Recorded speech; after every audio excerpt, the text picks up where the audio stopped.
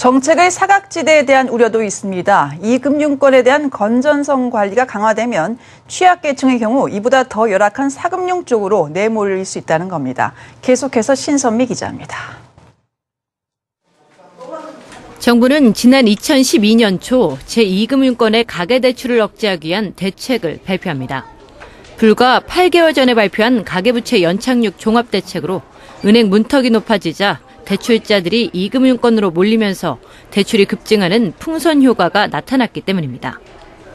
실제로 2011년 2금융권 가계대출은 10% 가까이 증가한 뒤 추가 대책의 영향으로 2012년에는 증가폭이 대폭 감소했습니다. 하지만 경기 침체가 길어지면서 은행 대출을 받지 못하는 서민과 자영업자의 쏠림 현상이 재현되면서 지난해에는 다시 두 자릿수에 가까운 증가율을 기록했습니다. 실태를 파악한 정부는 2년 만에 다시 2금융권에 대해 칼을 빼들었습니다.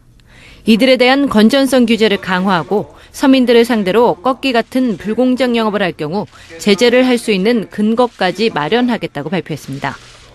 문제는 새마을금고와 신협, 여신전문사 같은 2금융권은 서민들의 이용 빈도가 높기 때문에 대출길이 막힐 경우 울며 겨자 먹기로 사채 시장이나 대부업으로 내몰릴 수밖에 없다는 점입니다. 지난해 상반기 현재 등록 대부업체의 평균 신용대출 금리는 34.8%를 기록할 정도로 이들 비제도권 금융회사의 이자율은 살인적입니다. 특히 사금융 시장에서는 불법적으로 취득한 개인정보를 활용해 무차별적인 영업에 나서기 때문에 금융소비자를 보호할 수 있는 방안도 함께 마련해야 한다는 지적입니다. 정부의 대책 발표로 금융권 전체가 위축되면서 대출 실소유자들의 돈맥 경화도 우려됩니다. 제도가 바뀌기 이전에 미리 대출을 받으려는 수요가 한꺼번에 몰리면 제때 돈을 마련하지 못하는 낭패를 볼 수도 있습니다.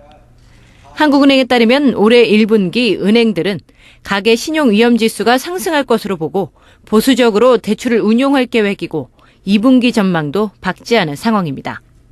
대출 대란이 현실화될 수 있는 환경이 마련되고 있는 셈입니다. 가계부채 부담을 줄이겠다는 정책이 자칫 서민들의 주름살을 늘리고 돈을 못 구해 발만 구르는 실소유자들을 늘릴 수 있는 만큼 이를 막기 위한 보완책 마련이 시급합니다. 한국경제TV 신선미입니다.